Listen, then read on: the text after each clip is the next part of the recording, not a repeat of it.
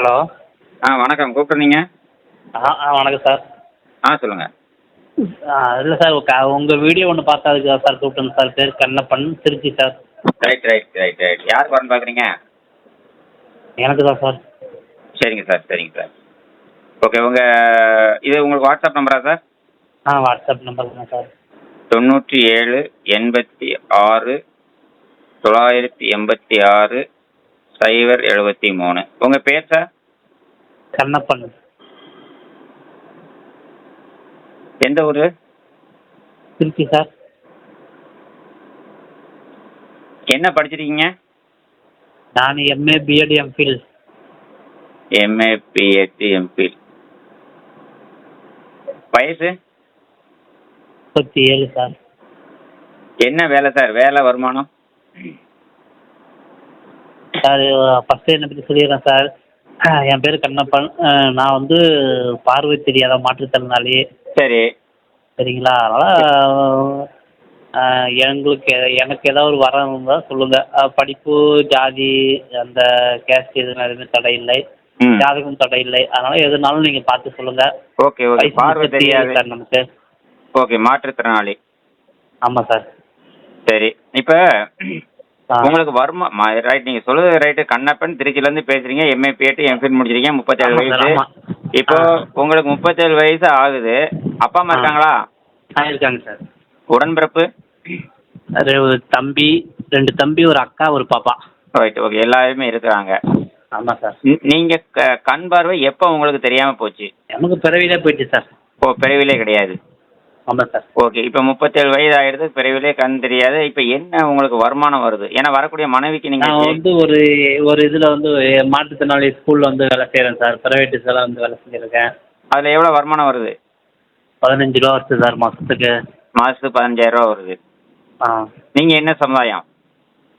நான் 1 year sir. 1 year. Okay, 1 year. Right. இப்போ நான் என்ன கேட்குறேன்னா, உங்களை நம்பி ஒரு பெண் வர்றாங்கன்னு வச்சுக்கிடுவோம். அப்போ அவங்களுக்கு என்ன கேட்பாங்க? உங்களுக்கு என்ன வசதிகள் இருக்குது? ஓகே. அதாவது சார், கண்ணப்பன் நமக்கு வசதிகள்னா நமக்கு நிலம் இருக்குது, வீடு கட்டுறதுக்கான இடம் இருக்குது, இதெல்லாமே இருக்குது சார் நமக்கு. சரி. ஏன்னா உங்க கூட பிறந்த இத்தனை பேர் இருக்காங்கன்னு சொல்றீங்க இல்லையா? இருக்காங்க. ஆமா. இருந்தாலும் உங்களுக்குன்னு நான் என்ன கேட்குறேன்னா, எனக்குன்னு சொந்தமா வந்து எங்க தாத்தா வந்து அப்பயே வந்துட்டு என் பேர்ல வந்து இடம், நிலமும் வந்து ஒரு 50 சென்ட், வீட்டுக்குன்னு தனியா ஒரு 4.5 சென்ட் எனக்குன்னு தனியாக அப்பயே எழுதி என் பேர்ல பத்திரம் பண்ணி வச்சுட்டார் சார். சரி. 50 சென்ட் இடமும்? ஆமாம். நிலம் வந்து வீடு கட்டுறதுக்கு வந்து ஒரு 4.5 சென்ட் இடமும் அப்பயே என் பேர்லேயே பட்டா பண்ணி கொடுத்துட்டார் சார். சரி. 50 சென்ட் தனி, 4.5 சென்ட் தனி. ஆமாம் சார். வீடு இருக்கா? சொந்த வீடு? வீடு அப்பா அம்மா கூட தான் இருக்குது. எனக்குன்னு தனியாக இடம் இருக்குது, இன்னும் வீடு கட்டல. அப்பா அம்மா சொந்த வீடு தான் இருக்குது சார். சரி. இப்போ என்னன்னா, உங்களுக்கு ஒரு 50 சென்ட் இடமும் இருக்கு, 4.5 சென்ட் இடமும் இருக்கு. வீடு வந்து அப்பா அம்மா கூட இருக்கிறீங்க. ஆனா இப்போ உங்களுக்கு சொந்தமா வீடு வேணும், நம்ம கட்டத்தான் செய்யணும். ஆமாம் சார். சரி. இப்போ 15,000 அம்மா அப்பா இருக்க வீட்டில் நம்ம இருந்துக்க வேண்டியது. அவ்வளோ இருந்துக்கலாம், அதெல்லாம் ஒன்றும் பிரச்சனை இல்லை. ஏன்னா தம்பி எல்லாம் தனித்தனியாக அவங்க வீடு கட்டிட்டாங்க. அப்பா, நானு தான், அம்மா. ஓகே. சரிங்க சார். கண்ணப்பன் சார், இப்போ ஏன்னா நான் ஏன் இதை கேட்குறேன்னா, வரக்கூடிய மனைவிக்கு அந்த மாதிரி வேணும். இப்போ நான் பார்த்தீங்கன்னா 37 வயசு உங்களுக்கு ஆகுது, முதல் மனம் தான். உங்களுக்கு வரக்கூடிய மனைவி எப்படி எதிர்பார்க்குறீங்க? நல்லா நம்மளை பார்த்துக்கணும் சார். அதான் எந்த எதுவும் எதிர்பார்க்கலாம்ல, நம்மளுக்கு நல்லா பார்த்துக்கணும் சார் கடைசி வரைக்கும். ஏன்னா இன்றைக்கி அம்மா அப்பா இருக்காங்க, பிரச்சனை இல்லை. அவங்களுக்கு பின்னாடி நமக்கு யாராவது ஒரு துணை இருக்கணும். உங்களுக்கு 2 கண்ணுமே தெரியாதா? ஆமாம் சார், 2 கண்ணுமே தெரியாது சார். சரி. இறைவன் இப்படி ஒரு சோதனையை கொடுத்துருக்கிறாரு. எனக்கே கஷ்டமாக தான் இருக்கு. சோதனை இல்லை சார். அதெல்லாம் ஒன்றும் எங்களுக்கு சோதனையே தெரியல சார். அதெல்லாம் இப்போ எப்படி சார் உங்களுடைய வேலைகளை அதாவது நீங்கள் குளிக்கிறது இல்லை சார். இப்போ நம்ம சொந்த ஊரும் பார்த்தீங்கன்னா விருத்தாச்சலம் பக்கம் சார். நான் இங்கே ஸ்கூலில் தான் நமக்கு இடம் கொடுத்துருக்கேன். நான் இங்கேயே தான் படித்தேன். அவங்களே தான் நமக்கு வேலைக்கும் வச்சுருக்கிறாங்க. நமக்கு எல்லா சின்ன பிள்ளைலேருந்து ட்ரைனிங்கும் கொடுத்துட்டாங்க. எனக்கு கீழே நான் பார்வை தெரியாதவர்.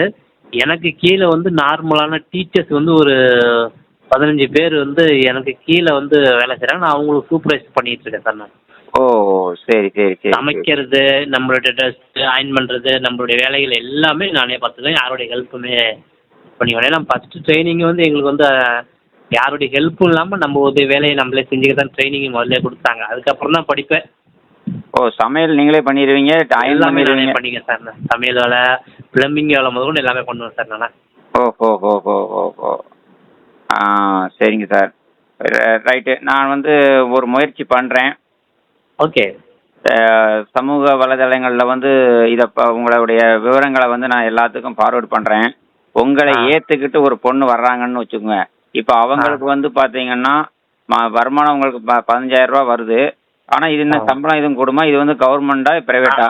இது வந்து பிரைவேட் சார். கவர்மெண்ட்டுக்காக ட்ரை பண்ணிட்டு இருக்கேன் சார். ம் ம் ம் ம் கவர்மெண்ட் போஸ்டிங் போட்டாங்க கண்டிப்பாக வேலைக்கு போயிடுவேன் சார். போஸ்டிங் சரி. போட மாட்டாங்க நமக்குன்னு. இப்போ எல்லாமே போராட்டத்தில் தான் அப்படியே போயிட்டே இருக்குது ஒவ்வொன்றும் கவர்மெண்ட்டை பொறுத்தளவு. ஓகே. அடுத்து நீங்கள் வன்னியர் சமுதாயமாக இருக்கிறீங்க. உங்களுக்கு வந்து வன்னியர்லேயே எதிர்பார்க்கீங்களா? இல்லை வேறு சமுதாயம் பரவாயில்லையா? மறுமண பொண்ணாக இருந்தாலும் பரவாயில்லையா? ஒரு குழந்தையோடு இருந்தாலும் ஏற்றுக்கிருவீங்களா? குழந்தை இல்லாமல் இருந்தால் பரவாயில்ல சார்.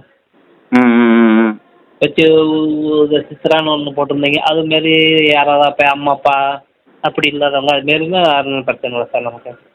அதாவது சார், இன்னைக்கு உள்ள சூழ்நிலையில் ஒரு சில பேர் வந்து ஏன்னா வெளியில் எங்கேயாவது போனால் கூட அவங்க வந்து உங்களுக்கு தான் இப்போ துணையாக வருவாங்களே தவிர, ஆனால் அவங்களுக்கு வந்து வெளியே போகும்போது ஒரு ஹெத்தாக கொஞ்சம் வேணும் அப்படின்னு நினைக்கக்கூடிய உலகமாக இதில் இருக்குது.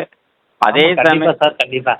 ஆமாம், அதே சமயத்தில் இன்னைக்கு நம்ம வீட்டுக்காரர் வந்து கண் தெரியாதவருக்கு வந்து நம்ம வந்து ஒரு வாழ்க்கை கொடுக்கணும்னு நினைக்கக்கூடிய இருப்பாங்க.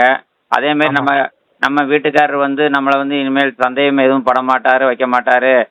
அவருக்கு வந்து நம்ம வாழ்க்கை நம்ம கொடுத்தோம்னா நம்மளை நல்ல முறையில் பார்த்துக்குருவாங்க அப்படிங்கக்கூடிய ஒரு இதுவும் இருக்கிறாங்க. ஆ. சரிதானா? ஆமாம் சார். ஆனால் நான் இதே மாதிரி 2 கால் இல்லாதவங்களுக்கும் கல்யாணம் முடிச்சு வச்சிருக்கிறேன். 2 காலுமே ஓகே. இல்லாதவங்களுக்கு இன்னைக்கு அவங்களுக்கு 2 பெண் குழந்தை. வாழ்த்துக்கள் வாழ்த்துக்கள். அவங்களுக்கு வந்து நான் மதுரையில் அப்போ இருந்தேன். அவங்களுக்கு வந்து சிவகாசி லாரி ஓனரு, நல்ல வசதி வாய்ப்பு. ஆ. அவர் வரணும்னா என்னை பார்க்க வரணும்னா ஒருத்தர் வந்து பைக்கில் தூக்கி வச்சு கூட ஒரு ஆள் வச்சு வரணும். 3 பேர் வருவாங்க. ஓகே. பலமுறை என்னை வந்து பார்த்தாங்க. பலமுறை எனக்கு வந்து அவர் வாழ்த்து சொல்லுவார். 5 வயசு பெண் குழந்தை வரைக்கும் அப்பப்போ எனக்கு வந்து பார்த்துட்டு போனாங்க. Okay sir okay. நான் இதை ஏன் நான் உங்களுக்கு சொல்கிறேன் அப்படின்னு கேட்டிங்கன்னா, நான் இந்த 30 வருஷத்தில் வந்து நிறைய பேரை பார்க்குறேன். உங்கள் மாற்றுத்திறனாளிக்குனே தனியாக நான் பார்த்துக்கிட்டு தான் இருக்கிறேன். Okay sir.